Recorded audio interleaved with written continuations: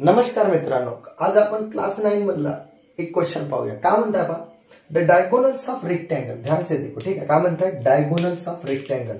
तर पहिली जी गोष्ट कोणाची करताय, रेक्टेंगलची। तर प्यार से एक रेक्टेंगल काढू। ओके ओके, सध्या पुरता हलका पतला रेक्टेंगल काढू, रफ आहे, ठीक आहे, टेन्शन घ्यायचं नाही, रफ आहे। तर डायगोनल्स ऑफ रेक्टेंगल PQRS नाम पर दिला, अनाथ नाही, ठीक आहे। नाव काय पहा, PQRS हा रेक्टेंगल आहे। ध्यान से देखो, हा PQRS रेक्टेंगल आहे। तर या रेक्टेंगलचे जे डायगोनल्स आहेत म्हणजे PR आणि QS काय करतात, इंटरसेक्ट करतात। ओके, तर पहिलं प्रेमानं इंटरसेक्ट करतात म्हणजे तोच म्हणतात क्वेश्चन, ठीक आहे। इंटरसेक्ट करतात ऍट पॉइंट M मध्ये। ओके, ये भी बात सही, ठीक आहे, की डायगोनल्स ऑफ रेक्टेंगलचे जे डायगोनल्स आहेत ते M मध्ये इंटरसेक्ट करतात। आता पहा, if QMR is equal to 50 degree, किती आहे पहा, QMR पाहून घ्या, चेक करा, ठीक आहे, कि जो हा QMR आहे तो आहे 50 डिग्री, ठीक आहे। Then find the measure of MPS, ठीक आहे। MPS कुठे आहे, MPS कुठे आहे, तर पहा हा वाला मेजर, ठीक आहे। MPS काढायचा, MPS हा वाला मेजर, ठीक आहे। तर पहा आता बिलकुल प्रेमाने प्रूफ करू। तर तुम्हाला माहित आहे पहा की let quadrilateral PQRS is a rectangle. बिलकुल शॉर्टकट मध्ये रेक्टेंगल लिहितो, तुम्ही रेक्टेंगल लिहून टाका, ठीक आहे। हा रेक्टेंगल आहे, इथपर्यंत क्लिअर आहे। आता काय होईल पहा, इथं दिला की अँगल QMR, ठीक आहे, डायरेक्टली आता 50 डिग्री आपल्याला दिलेला आहे, ठीक आहे, ये भी बात सही। आता पहा एक गोष्ट, का मी रेक्टेंगलच्या प्रॉपर्टीनुसार मी असं लिहू शकतो पहा, की जर PM is equal to MR, पहा देखो PM आणि MR हे दोन इक्वल राहते आणि हाफ सुद्धा राहते कोणाला, PR ला। कशावरून, PM is equal to MR half राहते PR ला, ठीक आहे। आणि दुसरी गोष्ट पहा की QM आणि MS म्हणजे QM आणि MS, ठीक आहे, QM आणि MS हा सुद्धा हाफ राहते कोणाला, QS ला, कोणाला, QS। आता जॉमेट्री मध्ये तकलीफ वाली कोणसा काम आहे की तो विचारते कसं भाव, ठीक आहे। याचा रिझन लिहा लागते, काय रिझन, की डायगोनल्स ऑफ रेक्टेंगल काय करतात, बायसेक्ट इच अदर। ओके, काय करतात, बायसेक्ट इच अदर, एकामेकाला ते काय करतात, हाफ हाफ मध्ये तोडतात, बायसेक्ट करतात, ठीक आहे, हा कारण आहे।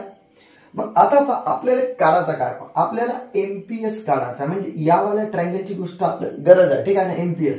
तर मी काय करता बा, याच्या मधला जो PM हा दिसता PM आणि याच्या मधला दिसता तो MS, या दोघांना बाहेर काढतो पहा, कसं होईल पहा, लिहित आहोत की PM जो आहे याच्यानुसार, ध्यान से देखो, PM जो आहे तो हाफ PR राहील, ठीक आहे, एंड MS जो राहील MS, ठीक आहे, तो राहील हाफ QS राहील, ठीक आहे, इथपर्यंत क्लिअर आहे, ठीक आहे, MS QS राहील।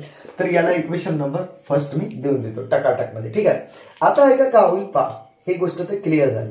आता तुम्हाला माहित आहे की sir PR is equal to QS राहते, का तुम्हाला माहित आहे की रेक्टेंगलचे डायगोनल इक्वल लेंथचे राहतात। तर रिझन लिहा की डायगोनल्स ऑफ रेक्टेंगल R का राहतात, एवढं लिहिलं तरी होते, डायगोनल्स ऑफ रेक्टेंगल ते इक्वल लेंथ राहतात, ठीक आहे, हे तुम्हाला माहित आहे, ठीक आहे। आता मॅथ मध्ये एक नियम आहे, suppose that x is equal to 6 असं समजा, ठीक आहे। तर मॅथच्या नियमाने मी दोन्ही बाजूला काही करू शकतो, बोथ साइड, ठीक आहे। जसं कोणाला वाटलं तर 2 ने मल्टिप्लाय करा बोथ साइडला, पहा बोथ साइडला, तरी काही फरक नाही पडत। कोणाला वाटलं तर हाफने म्हणजे 1 ने 2 ने डिवाइड करा, 2 ने डिवाइड करा, या दोन्ही इक्वेशनला काही फरक पडत नाही, रत्तीवर फरक पडत नाही, ठीक आहे, पटलं ना।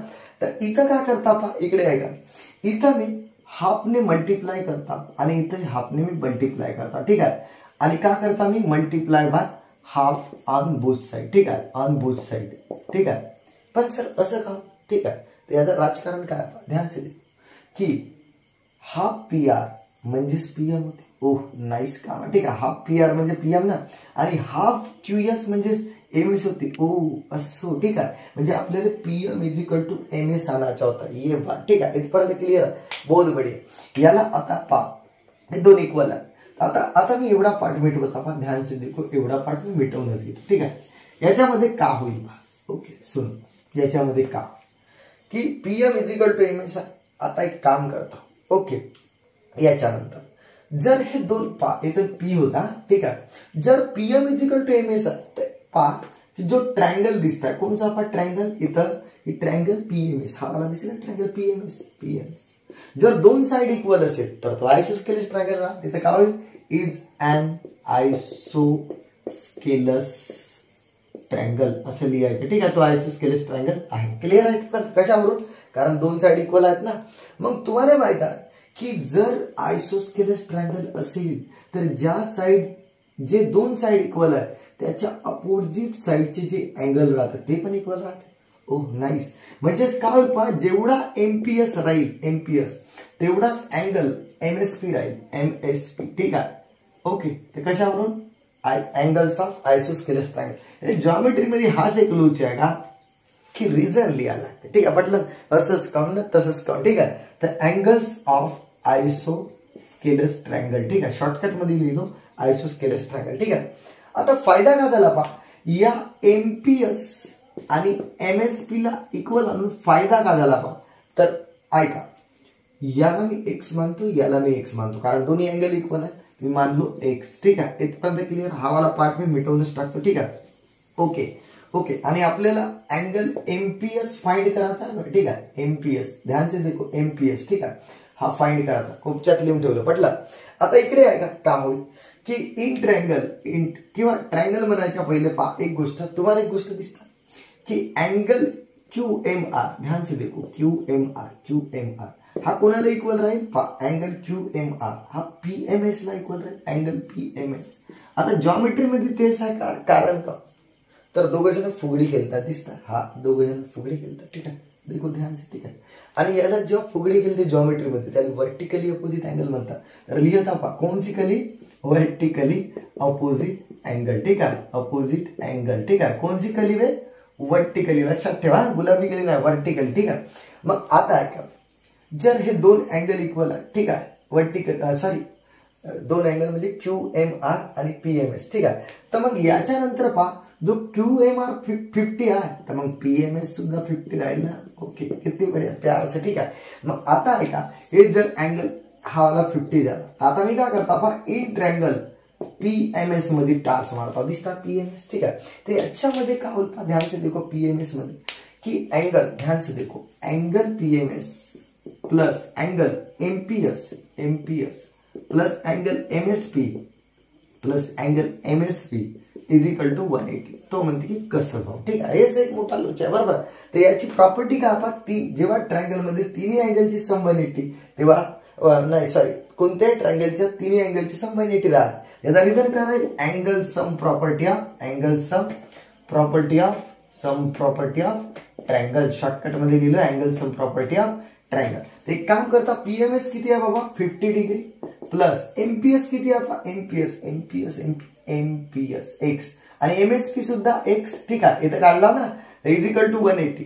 आता काय होईल पहा, ध्यान से देखो की एक्स प्लस एक्स काय, एक्स प्लस एक्स इकडे पहा 2x आणि 180 आणि एक काम करता 50 इकडे गेला म्हणजेच किती होईल पहा, चेक करा, 130 2x. मग आता मला सांगा इथे उडवतो पहा, x is equal to 130 divided by 2 ना, तर 2 1 जा 2, 2 6 जा 12 आणि एक उरला होता पहा, आणि 2 5 जा 10. x बरोबर 65. बट x म्हणजे कोण वे जे आपल्याला काढायचं एमएसपी, तर तोच तर एमपीएस, सॉरी एमएसपी नाही एमपीएस. ठीक आहे, एमपीएस किती आहे 65 डिग्री. हा झाला आपला फायनली आन्सर, एमपीएस 65 डिग्री. ठीक आहे मित्रांनो, बाकी आपण ब्रेक के बाद पाहू.